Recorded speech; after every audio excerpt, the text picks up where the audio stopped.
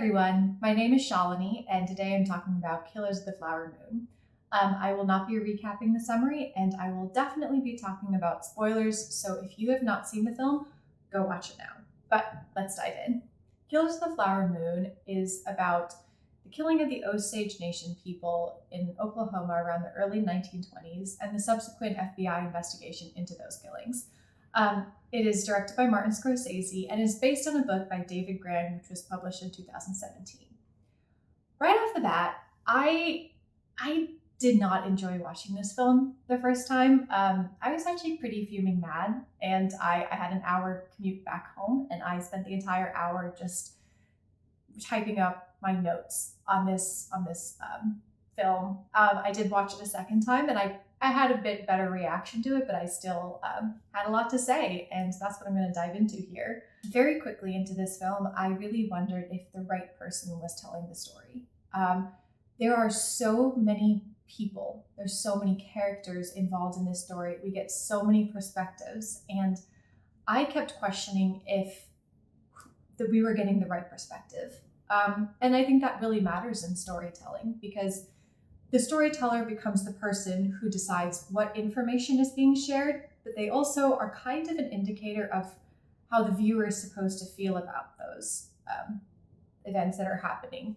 And of course, like, we're all independently thinking people. We make up our own mind, we think for ourselves. We don't need a character in a movie to tell us. But characters are a very important part of filmmaking in the sense that they indicate, like, okay, this is strange, like, this is not a part of my life, or this is a part, and it may seem weird to you, but it's pretty normal to me. It's a really important part of storytelling, and I think it was a very important part of this story, and I wonder if it was done from the best perspective. So starting off, I wanted to dive into the book. As I mentioned earlier, this movie was based on a novel. I unfortunately did not get a chance to read this novel. I tried to get my hands on it before filming this, and I just couldn't. So the only frame of reference that I have is an interview that the BBC History Extra podcast did with David Grann. I think it came out in 2017, but they re-released it in, I'd like to say, October of 2023, when Killers of the Flower Moon was coming back out again. So I do recommend reading the book. The podcast is also great. I don't want to dive too much into it, but I do think the book is pretty important because it really sets up the framework of what is happening in the United States at this time. It gives you an insight into how this was a very transitory time for the Osage people, just in the sense that they were kind of moving away from older times and into more newer times, and they themselves talk about that in the movie. And another big aspect is that it talks about the evolution of the criminal justice system a little bit. You know, around this time, especially in that area, we were getting a bit of Wild West law in the sense, like, if someone wrongs you, you go exact, revenge, or you take the law into your own hands. And we're beginning to see the beginnings of an actual system in which you don't go after someone who wronged you, you kind of rely on a system. I will talk about that a lot later, and I don't want to get too much into the book, but I do want to point the book out because it is a pretty different perspective from the movie. From my understanding, it is it does talk a lot about the investigation and focus on the agent who was kind of conducting that investigation, and that's just a very different take on the film. So jumping in, we get this movie from Ernest Burkhart, played by Leonardo DiCaprio. We get it from his perspective.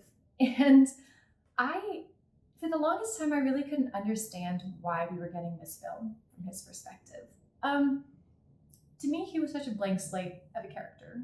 He was like not a character that you cared about, or it's not even that you didn't want to root for him. It was like, I don't care to root for him. Like, to me, he was just such an unremarkable character. He is not the driving force of anything. I couldn't figure it out at all. And I love Leonardo DiCaprio. Like, I enjoyed watching him on screen all the time. And this film made me be like, okay, I don't know if I need to see this. Like, I don't know if I need to see as much of him or anything. And for me, that's saying a lot. But yeah, I think I would have loved to see a different perspective, but on a subsequent watch, I do realize that the story was probably set in Ernest Burkhart because he gets a very inside view into the Osage culture through his wife Molly, and he also has a view into what's happening with King Hale. So he is a very interesting character because he does give us this dual perspective that we probably wouldn't have gotten. I personally would have really loved to see this film from Molly's perspective. She was such a wonderful character to me, and I would have liked her to get to be mostly from her perspective. But I do realize that if the movie was rooted in the point of view of an Osage person, we wouldn't have gotten to have such a blatant view of all of the happenings that were going on and all of the scheming and all of the just complicity that was happening around them. And I realized that was probably a very important part of the story.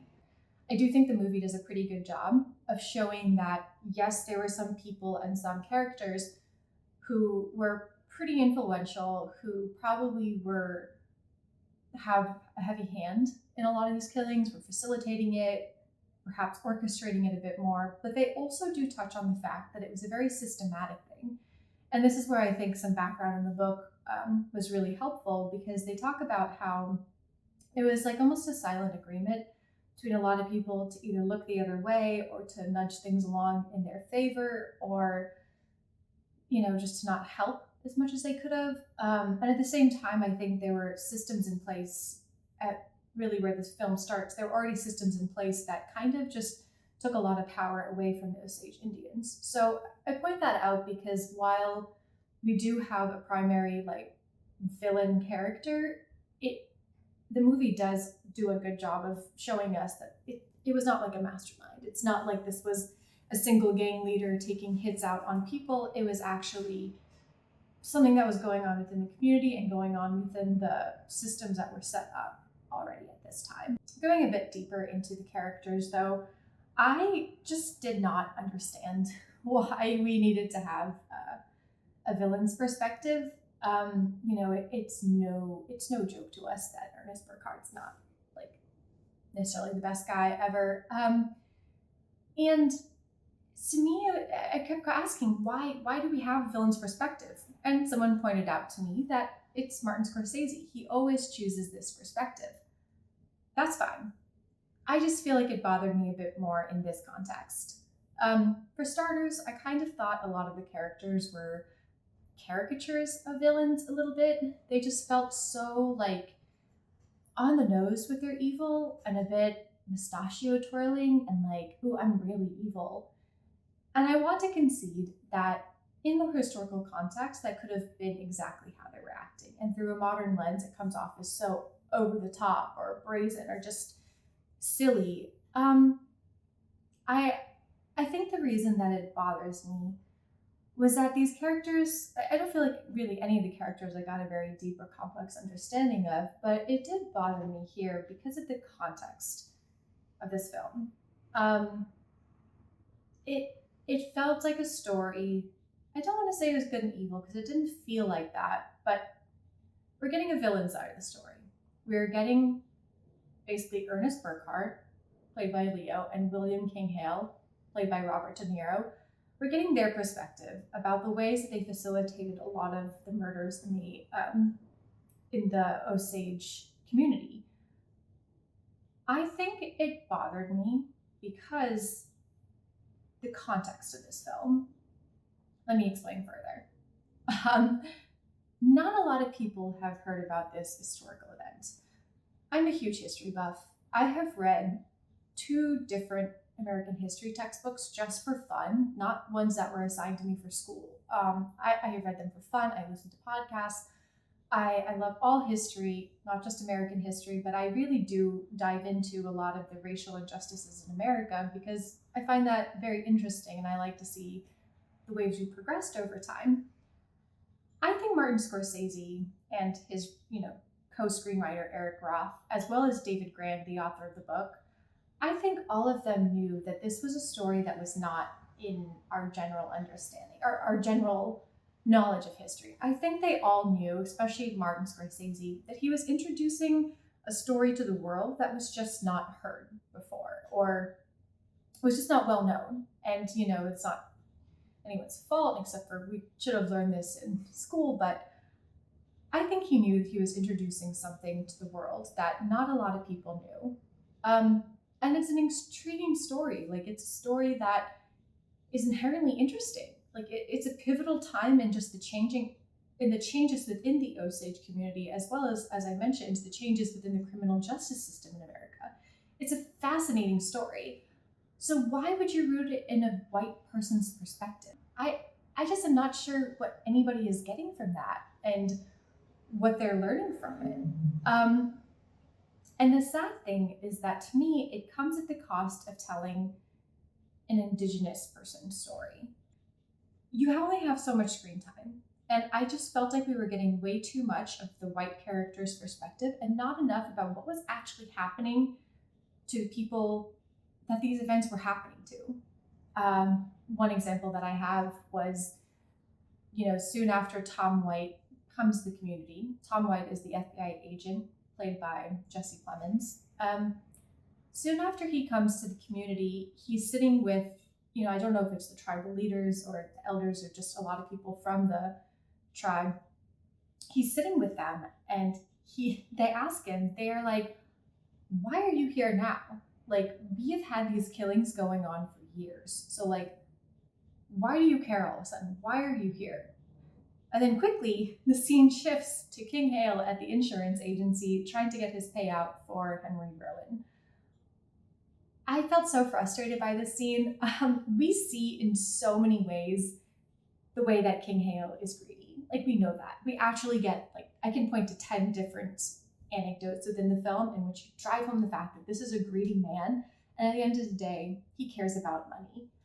What I really wanted to know was more about what these people are going through. Like, they have lost members of their community. They have lost their family, their friends, people they care about, to the wasting illness, or they're mysteriously murdered, both which leave a lot of questions in the aftermath of their death, and we just don't dive further into this. I don't feel like we got enough into their story, and that's exactly what this film is about. It's about their experience. It's about a horrific event, and I just don't feel like we get too deep into it.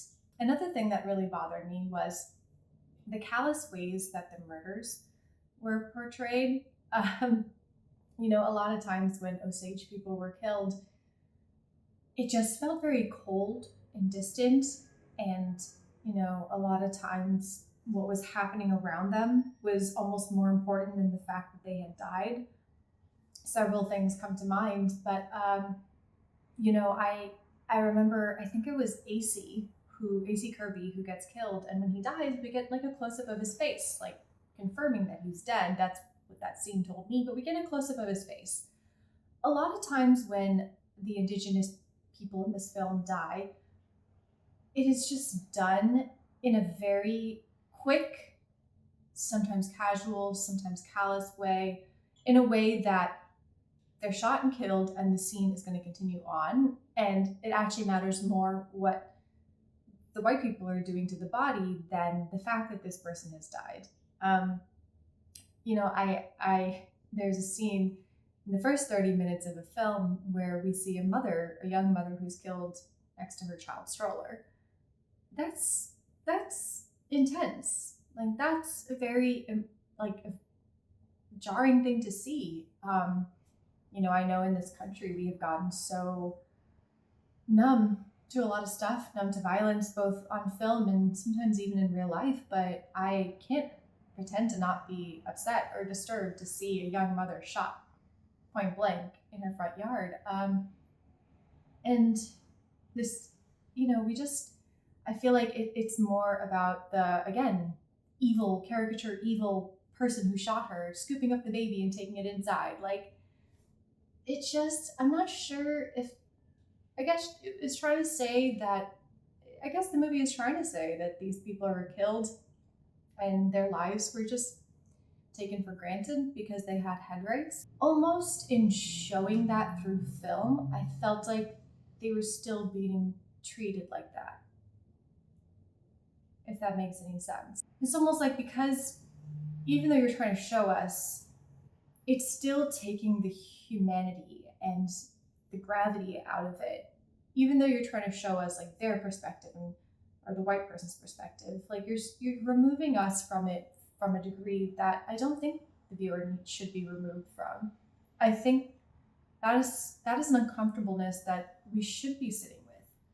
And instead, I feel like Scorsese continues to choose the white perspective of, I guess, like what their intentions were and their, goals were, and, what their next plans are. And we don't need that. That's not what I came here. That's not the thing you should be making me care about. You should be making me care about the fact that someone has died. And yes, maybe it's one of 30 people, but that doesn't diminish the importance of their death, any of them. There's this scene, and I hate to say that it's one of my favorite scenes, but it was a moment that I just loved Lily Gladstone's acting as Molly Burkhart. But they're doing an autopsy on Anna, and you get a very quick shot of Molly Burkhart, and her face is just horrified because in front of her, they're sawing her sister's skull open, and she is just mortified. And it is such a quick shot, and it lasts for only a second, but I just felt like we needed more of that. Like, that's what I wanted. I wanted to see her reaction or the people's reaction of like, I can't believe this is happening. I can't believe this is happening to me. I can't believe this is happening to my family member. It was such an important shot, and we get one quick second of it, and I could have used so much more of it in that one particular scene. My sister said something to me once that really stuck with me, and she told me that as a minority, we rarely get our stories told on screen. But when they are the most emotional and like hardest parts of our identity. It's the most painful parts of our past or of our current experience. And, I feel like a lot of studios and producers and directors are just like, here you go, you should be happy. Like, you have someone who looks like you on screen. And what they fail to understand is that this thing that you are portraying as like a narrative with maybe a happy ending is our lived experiences. And we don't always get the happy ending, or we don't get resolution from it, or we don't get a reprieve from something that we deal with every day, or that is such a inextricable part of our identity. And I bring this up now because this is a historical story, but it also is a story that has happened to people. And I think there are a lot of people, not just Indigenous people, but people of all different backgrounds who can look at this story and say, yeah, I didn't experience that, but I've had my own experiences in which I can really see myself in this position. And I think that's the thing that's really missing. I think that's the thing that Scorsese and the writers and the directors or the producers of this film really miss to grasp, is that you're not just telling us a story. Yes, we're all sitting there with popcorn, eating it and watching it, but like, it's not just a story that we're removed from. It's a story that resonates. It's a story that a lot of people feel very deeply, and we don't feel removed from it. We sometimes can see this and feel like this is someone I know on screen who is being treated this way, who is being killed in this way. I think even though the story is set 100 years ago, it's not that far in the past. And, in addition, that pain can translate through time. Like I said, it's not something that anyone today may have experienced, but do they know what that feels like? Yeah, there are some people who do, for sure. I guess I just really need people who are touching on stories like this, not to do it for the sake of trying to give minority communities something on the screen, or to give us like the next, princess who looks like us. Like, I need less of that. And what I need is to show me a more real experience that doesn't just exploit my trauma and doesn't just try and touch on the most painful parts of my identity, but gives me something more than that as well. Going back, I think, to how the Indigenous people were portrayed on screen, in addition to just not loving the murders, I also just felt like their lines were very basic and short. and underdeveloped in comparison to their white counterparts. I'm a screenwriter, and when I'm writing a scene, sometimes you're not, maybe I don't know the secondary or tertiary character as well. So I'll just put in filler dialogue just to kind of get the scene going and just to figure out what happens in the scene so I can move forward. And then in the edit, I go back and I fill in the filler dialogue to match the person, to make sure it kind of sounds like them, it sounds different, it's not just like a blank slate. When I saw this film and I saw a lot of the lines that the Indigenous people had, I was just like, oh my gosh, I don't know if the screenwriters went back and filled in the filler dialogue. And I really felt panicked for them. I really was like, oh my God, these poor people, they forgot to edit their script. They accidentally sent it to production. I feel so bad for them. And that's probably not a great thing to say because they obviously edited it. But that was my initial reaction. I was like, oh no, they did not edit this. This is just filler dialogue. But I didn't understand why you have these characters, and we get to know so many white characters that I honestly can't keep up. We get to know so many. And then we do give the Indigenous characters lines, but they're just so one-dimensional and dry. And, and I get that, it's, you're working with different calibers of actors, and, I understand that, but the dialogue can stand on its own as well. And that's really what I'm looking at more than the performance. And I felt like the dialogue was just too basic. I was surprised, and it really felt like the writers were not comfortable writing for the Indigenous characters. That said, I do really want to say that, I love the way that the Osage language was incorporated into this film. I love that it wasn't always translated. I'm still trying to parse this out in my brain, how it plays into the film. But I will say I like it. I loved hearing it. I love seeing it spoken. I love, when Ernest speaks it as well. That was pretty cool. That was awesome. But I do feel like, the Indigenous people, they didn't get as many lines. We just don't get enough of them.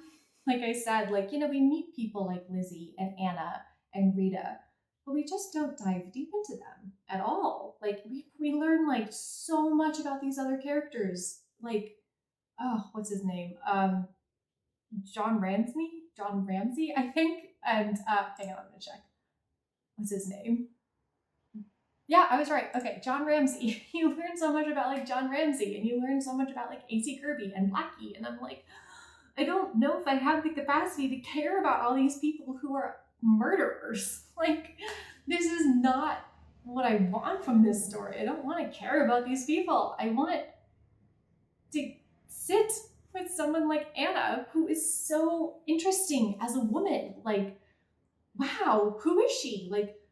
What's going on? Show me something more than her just being a violent and drunk woman. I want more than that. And we just don't get that enough. And honestly, we just get such short snippets of the Indigenous people on screen compared to their white counterparts. And it was so, not even I didn't get enough. It was just so noticeably unproportional that I truly was okay, this film is not about the Indigenous people. Forget about what's happening there. This film is clearly about this ginormous conspiracy. I need to care more about this. I don't know how else to feel because we just get so little of the people on screen. Even Molly Burkhart, who, again, played by Lily Gladstone. Oh my God, I loved her. Her performance. But even her, she gets enough time to deliver her lines or deliver a reaction, and then it's back to Leo. And it's no, show me what's happening. She is the person that we are learning about this experience from. Let's dive in deeper. Let's see it. She's the only person that we get to know very deeply. So tell me more. I really do want to dive into Molly now because I think she's a very, very, very obviously important part of the film, but a very interesting person as well to talk about. I love the way she's written. Like I love the way her character's written. I do love her dialogue. I love her narration, and I truly love the way that Lily Gladstone portrayed her, her choices and her, like, her acting choices. And she does such an amazing job of showing a woman who is really dealing with two different cultures, and she's bridging this in her life. And I think she was a very interesting case study, and case study is not the right word, but from my understanding, she does come up in David Grant's book, and I think she's very important because, on one hand, she's a woman who is in a family of all women, and they're going to marry, they're going to have children. Like, the Headrights are very susceptible, and they do marry, white men, so those Headrights, do pass on to their children, pass on to their husbands, and also she loses everybody in her family. She's also a very interesting person because, and I learned this from the podcast, she, grew up at a certain time in the Osage culture. She grew up in or was born into very, traditional indigenous housing. I forget the exact name of it, but they used, so I don't want to mess that up, but I will look it up. She grew up, only speaking Osage, and by her 30s, she was living in a house and speaking English. And, that's a very marked time. It shows a very big shift in the culture. And I think she was a very interesting person to have rooted this story in. And for the longest time, I didn't understand why we didn't get the story from her perspective. To me, the little bits of narration that we get where she notices how white her community is becoming, or how afraid she is about her world and she doesn't know who to trust, I thought those were so amazing. And I didn't understand why we didn't get more of it. And, from that perspective, this story is told from a third person omniscient, but I would still call it limited because we are just so deeply ingrained in Ernest Burkhart's perspective and story and everything that it really just feels like his story. I want to give the example of the scene where Molly and Rita are sitting at their kitchen table. They've moved into town. They're no longer or Molly's no longer out in her house on the land. There, she's in town now. Molly and Rita are sitting at their kitchen table, and they're talking about how afraid they are. They're talking, and Rita's like, let's just go to Colorado Springs. We don't have to stay. And Molly is like, I can't make it. I can't make that journey in my health. And then the scene shifts to Ernest and Bill, and I don't even know what to make of the scene. It's like a pissing contest. They're kind of just like, I really hate you. The other guy's like, I really hate you too. And they kind of, I think, both know that the other is vying for the head rights of the family. It's interesting. And, I've heard people say they found that scene pretty funny and amusing. Okay. I was just like, why do we have this scene? I can appreciate that the scene was there for a reason and people enjoyed it. But it came at the cost of getting a second to dive into what these women are feeling. And this is another example. I would have loved to see both. I would love to have seen these two men fighting it out, kind of, low-key threatening each other, knowing that they're going after the head rights. But I also wanted to get more of the women. I wanted to get more of the fear that they feel, and probably the lack of, or the hopelessness they feel, not knowing what to do, they can't leave and they have to stay. And I didn't want one to come at the cost of other, and it feel like it did. Another great example is when the youngest child, Anna, dies, and we get this, again, gorgeous shot of Molly crying at her bedside with just her hands on the body. And then it cuts to Ernest crying in the prison, and then Hale comforting him for several minutes. And I don't know if I care. I don't care. And it's important because, this was the turning point in which Ernest decides to turn on Hale. It's a very important plot point. But it was another missed opportunity to see the grief that Molly was feeling at this time. The these investigations are happening, things are moving, people are behind bars. It probably feels like maybe these deaths might stop, and then to have your child die and to not know, was it her health?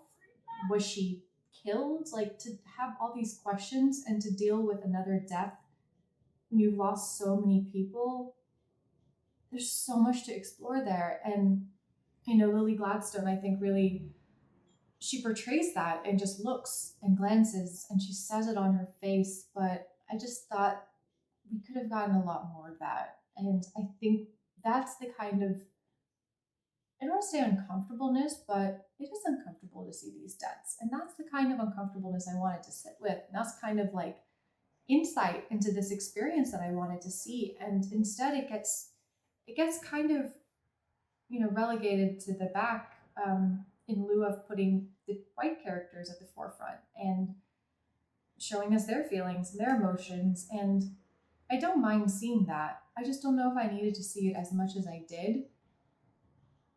And I don't know if I need to see it as much as I did when it came at the cost of seeing the other experiences as well. I do want to talk about just the filmmaking in general. I know I've said a lot about it, but the truth is there are some really beautiful parts of this film. Something that I truly loved was the portrayal of the Osage culture. I am not Osage, so I don't know how accurate it is. From my understanding, I do know that Scorsese did consult with people on Osage people on the film, so I'd like to think that it was probably accurate to the culture and to its time. And from my perspective, I found it beautiful. I found the clothes beautiful. I found the way the homes were set up beautiful. I loved the language. I loved everything about it. One of my favorite scenes is also Lizzie's death, when she is escorted by the elders into the afterlife, and there's no sound when it's happening, and it was a moment that makes you stop and just pay attention and just realize this moment. I thought that was so beautifully done. I will say too, for a 3.5-hour film, it went so quickly. I did not. The first, I would say, 80 minutes of the film went very fast. And then even when I was rewatching it, I was surprised to find that I was really engrossed in the film. Even though I had seen it, I knew it was going to happen. I was still pretty engrossed in it. So I thought it was pretty good pacing for how long it is. That said, I do think it could have been shortened. There were so many scenes. Oh, okay. There was car horns. There's so many scenes where I felt like it should have just been, like, they were just a few milliseconds or a few seconds too long. It was mostly establishing shots, or I thought several establishing shots were a bit repetitive and we didn't need both. I think just given the length of the film, it could have just been cut like a hair sooner in a lot of scenes.